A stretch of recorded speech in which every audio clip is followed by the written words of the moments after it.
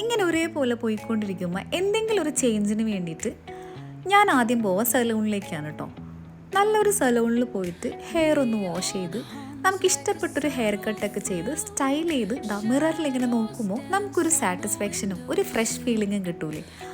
അതിന് വേണ്ടിയിട്ട് ഞാൻ പോയത് കൊടുങ്ങല്ലൂരുള്ള ബാരിക്സിലേക്കാണ് കേട്ടോ. പുള്ളിയായിരുന്നു എനിക്ക് ഹെയർ കട്ട് ചെയ്തത്. ഞാൻ പറഞ്ഞു തന്ന പോലൊക്കെ തന്നെ പുള്ളി ചെയ്തു കേട്ടോ.